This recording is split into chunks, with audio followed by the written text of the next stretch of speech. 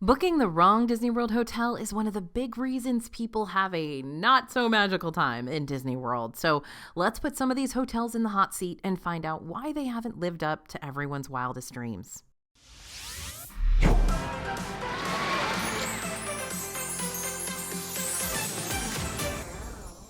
Hey everybody, it's AJ for Disney Food Blog. For the amount of money you're going to spend on your Disney World hotel, you are bound to fall in love with it immediately, right? No, not exactly. To be frank, not everyone goes gaga over the Disney World hotels they book. So today we're talking about the Disney resorts with the most controversy and criticism under their belt, while also giving you a few solid alternatives that you might want to consider instead. But no, just like Disney World restaurants, there's a Disney hotel out there for everyone, and not all hotels are going to suit all different types of people. So just keep that in your head, that even if your favorite hotel is on this list, that doesn't mean it's a bad hotel. It just means that it might not be for everyone. Okay, we're starting out with Disney's All-Star Movies and Sports. Sorry, but we are throwing you guys under the bus first. Disney All-Star Movies and Sports are part of the All-Star Resorts Trinity, and despite them being some of the least popular resorts to visit, they also still happen to be some of the most popular resorts for guests to book. It's not quite the contradiction you might think it is. All-Star Movies and Sports are some of the most affordable, if not the most affordable, Disney-owned resorts of the bunch, with room prices getting as low as $130 per night. Yep, that's cheap for Disney World, depending on when you visit. Because these hotels are cheaper, they're a good fit for families who want to spend less on a resort stay and focus more on their park visits, especially if they only plan to use their hotel room as a place to crash each night and take a shower. Kids will also love these resorts because of all the colors and over-the-top character statues and larger-than-life props that make these places bold and bright and fun to look at. But here's where the trouble comes into play. At Disney World, you get what you pay for. So even though these All-Stars will give you direct bus transportation to the parks and the early theme park entry benefit, which is available for all Disney resorts every day and allows you to enter any parks 30 minutes ahead of time, you're also going to get limited amenities too. For starters, all the rooms at All-Star Movies and Sports are standard rooms, meaning you'll be able to sleep up to 4 guests between 2 beds, and you'll only have 1 bathroom to share with your whole group. Bus transportation can also be time-consuming between the parks. Since this is the only free transportation service you can use here, those lines for the buses get real lengthy at the very beginning and end of the day, so you might be better off just driving yourself to the parks to save time, or using a premium rideshare service like Uber or Lyft or even a minivan, especially if you've got an early reservation.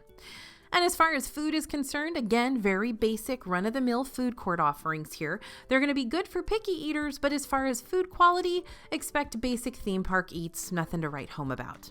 Because of their affordable pricing, these resorts are also prime real estate for big school groups like band trips and cheerleading competitions. So expect these hotels to get pretty rowdy during certain times of the year with excited students. In short, even though these resorts might be the most affordable Disney-owned option, you're still going to wind up paying a premium price for a very basic experience. Just with Mickey Mouse slapped across some things to try and make you forget that at the end of the day, this is just a regular old motel. If you're still wanting to go the value resort route, but you want an experience that might give you a little more bang for your buck, you may want to try the third All-Star option, All-Star Music. This has many of the same downfalls as its siblings, but it also has the cheapest family suites available. For around $400 or potentially less per night, you can stay in a suite that will sleep up to 6 guests with a separate bedroom and living area, 2 bathrooms, and a little kitchen area in case you want to prep your own food instead of constantly spending the money to eat at different expensive Disney restaurants. And while Disney's Pop Century Resort doesn't have the family suite option that All-Star Music does, it does have Skyliner access. Thanks to the Generation Gap Bridge, you just head right to the middle and jump on a gondola to quickly ride over to Epcot and Disney's Hollywood Studios without all the bus hassle. So that could be another good alternative since it's also a value resort. Okay, this next one is a very controversial choice to be in this video. It's Art of Animation. So many guests really do love Disney's Art of Animation with their whole heart, and for good reasons too. But there are also a lot of folks out there who'd actually rather stay at one of the All-Stars over this resort for equally good reasons. Out of all of Disney World's value resort options, Art of Animation is by far and away the most expensive, often being referred to as a Value Plus resort instead. While Art of Animation is the second value resort that offers family suites, they're not exactly what we'd call a value price point. There are 3 different family suite styles you can choose from based around the popular Disney animated films Finding Nemo, Cars, and The Lion King. And listen, if you're looking for wiggle room for your family and you want to give your kids that quintessential Disney experience, Art of Animation suites can do that for you. You might find it worth the price just to open up your family suite for the first time and see your kids' mouths drop open because the Disney theming here is on point. But what are you paying for that jaw-dropping experience? Well, between $500 and $700 per night. This is why the term value resort can be misleading. There is a standard room option themed around The Little Mermaid, but again, you're looking at one of the most expensive standard room options across the value resorts with prices that usually sit around $250 per night. Not only that, but the 2 queen beds you'll find in these rooms take up so much space. If you stay in one of the recently renovated value resort rooms at Pop Century or All Star Movies, you'll have the ability to fold one of those beds up into the wall to transform it into a table space during the day, if you need somewhere to eat a quick breakfast or play a card game in the evenings. In the same vein as the other value resorts, the Landscape of Flavors food court here is, unfortunately, unimpressive. When it first opened, the food court used to have a lot more unique offerings that were not too shabby. But as of late, you're going to find the same basic offerings here that you're going to find at All Stars or Pop Century too. With all that being said, people do still love it here. I mean, you step foot in that lobby for the first time and you're immersed in Disney theming. All the concept art and sketches that decorate the walls isn't just gorgeous, it's inspiring. And the Disney theming continues all throughout the resort, including over at the 3 resort pools. The Big Blue Pool is what Art of Animation is most known for, since this Nemo-inspired feature pool is the biggest feature pool across all the Disney World hotels. But even its leisure pools, aka the quiet pools, have fun character theming too. You've got the Flippin' Fins pool over at Ariel's neck of the ocean, and you've got the Cozy Cone pool at the Radiator Springs area, which also has these giant orange cone cabanas that are first come, first served, and are also free to use at that. And let's not forget about the huge selling point, the Disney Skyliner. While Pop Century's rooms tend to be more affordable and also have Skyliner access, if you get a preferred room at Art of Animation, then you might be only a few steps away from these sky gondolas at all times. Now, let's say you don't really care about the Skyliner or the Super Neato character pools, and what you really care about is having more hotel room space for your family without having to break multiple piggy banks in order to make it happen. Well, this might be a good time to look into some of the Good Neighbor hotels. Good Neighbor hotels aren't owned by Disney, but they do partner with Disney to give guests a more affordable hotel room stay with several of the same resort perks. We've often been able to find family suites at Good Neighbor hotels for around the same price, if not cheaper, than what you'd pay for a standard room at Art of Animation. Not only that, but a handful of Good Neighbor hotels also have continental breakfasts to guarantee you 1 free meal each day. Some also have free drink coupons, complimentary happy hour snacks, and discount booklets that you can redeem at nearby Orlando restaurants for some extra savings on your meals. There are over 40 different Good Neighbor hotels around the Disney World vicinity that you can explore on the Good Neighbor Resort website. But make sure you're reading about all the amenities and offerings before you book your room at any of these hotels. Not all of them will be as close to the Disney bubble as you'd like. Not all of them will have all the same Disney World perks, and not all of them will give you the most bang for your buck. If you want to know which Good Neighbor hotels tend to have very similar Disney Resort perks, you can find a full list of participating hotels on the Disney World website. Next on our list, Caribbean Beach. Not all beach-themed getaways are created equal, and when it comes to Disney's Caribbean Beach, it might be one of the least loved beach-themed resorts of them all. That's not to say Disney's Caribbean Beach Resort is a bad moderate resort choice. There's still a lot to love about it. For example, Caribbean Beach is the home of the Skyliner Hub, so if you request a preferred room near it, you can get to Epcot and Hollywood Studios easy peasy throughout your vacation. It's also got a beautiful feature pool, the Fuentes del Morro pool, which is themed like a colonial Spanish fortress. There are brand new 5-person Little Mermaid rooms currently being added to your list of room options here if you want a Little Mermaid themed room with more space than what Art of Animations will provide. And you know what? That Banana Cabana pool bar is an absolute vibe. Give me a cocktail alongside that pineapple coconut bread pudding any day and we will be very happy. So what's not to like about this resort? What lands it on this video list? Well, the big thing for many guests is the lack of elevators you're going to find here. If you're placed in a room above the first floor, you're going to have to use the stairs. There are no elevators anywhere at this resort. This may not seem like a huge deal to you at first, but if you're planning on taking a stroller into the parks, or your kids want you to carry them back to the room after a long day, or you're trying to get all your luggage to and from your home away from home, then the stairs will become a bigger and bigger pain. And despite what Texas says, bigger isn't always better, which Caribbean Beach proves tenfold. This resort is huge. So huge, in fact, that you might be better off heading to the Riviera Skyliner station rather than the Caribbean Beach one, since it might actually be closer to where you're staying. Since this resort is so expansive, if you don't book a preferred room and or put in a room request, you could wind up in a building that's far away from all the hotel's amenities, including the feature pool, the lobby, the Skyliners, etc.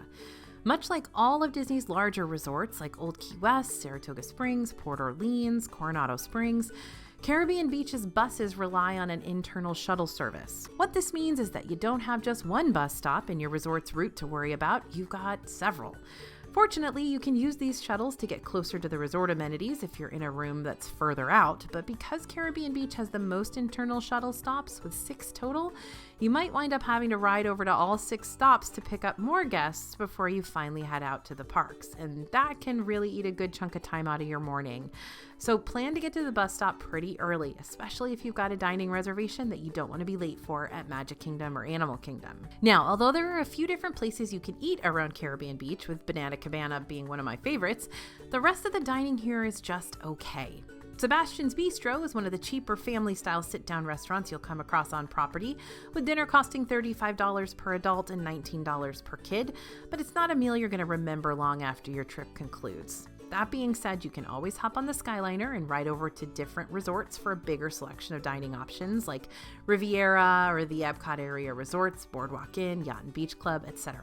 Now, for hotel options that are still super close to Epcot and Hollywood Studios, are less massive, provide better dining options, and best of all, have deluxe benefits at a moderate resort price point, you might be better off looking for a room over at the Walt Disney World Swan and Dolphin resorts rather than over at Caribbean Beach. The Swan and Dolphin hotels are owned by Marriott, which means if you're a Marriott Bonvoy member, totally free to join, you'll be able to use your Bonvoy points at either location to cut down on your room cost even more. And you can walk to Epcot and Hollywood Studios from these resorts instead of have to take the Skyliner. What can I say? I love a good savings opportunity and a walk to the park. Next up, Disney's Grand Floridian Resort and Spa. Turns out there are a lot more hard feelings toward this classic Disney World ritzy resort than you might have realized. Grand Floridian has some of the most expensive Disney World rooms across property. You know how I mentioned Art of Animation's family suites were steep because of their potential $700 plus price range? Well, that same price point just so happens to be Grand Floridian's standard regular rooms during non-peak seasons. On average, standard rooms at Grand Floridian range around $700 to $900 plus per night. Deluxe rooms with club level access cost around $1,200 to $1,500 per night, and a 1 to 2 bedroom suite has the potential of being $1,600 to $4,000 per night, depending on the season and room location. Now, don't let me go undermining this resort. Staying at Grand Flo is a really good time, especially for those who want to make their resort a big part of their overall vacation experience, are celebrating a momentous occasion like an anniversary or a baby moon or a job promotion, and maybe would like to stay close to the Magic Kingdom since it's got that walking path and monorail access that'll take you right up to the front gates of that OG Disney World park. But here are a few reasons that grandiose stay might not wind up being all that grand for your family. First, there's a lot of construction going on at the Grand Floridian right now. When all the construction wraps up, the hotel will be the proud owner of refreshed rooms and eventually an updated lobby space, but for the time being, if you are wanting to hitch a ride on the monorail in the afternoon and ride back to your room to put your kid down for a quick nap, there's potential that you might hear some construction noises as cast members continue to work on these updates during the day. So not the most peaceful of napping environments for some of those rooms. And speaking of kids, Grand Floridian's bougie nature lends it to being more of a couple's getaway rather than a kid's playground. Now, that doesn't mean there isn't anything here for the kids to do, because this is still Disney. The overall vibe is going to be more high-end and won't really give you that colorful, exciting, in-your-face Disney experience like the value resorts will.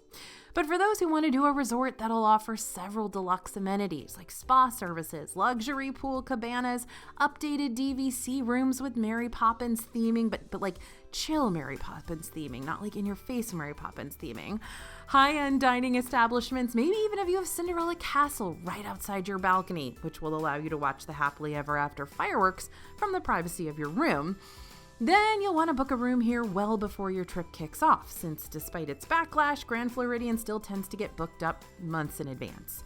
Want to live the deluxe resort life near Magic Kingdom, but you're looking for the cheapest price point possible? Well, Disney's Wilderness Lodge might be your better option. Although you're not going to have monorail access to the parks from the outdoorsy resort, you will have boat access that'll deliver you right up to the front gates while also taking you on a leisurely ride across Seven Seas Lagoon. On average, standard rooms at Wilderness Lodge tend to range around $400 to $600, while club level rooms are typically around $700 to $1,100 per night. For an even cheaper price point, with a bougie factor even your kids will be able to get behind, Port Orleans Riverside could have just the solution you're after.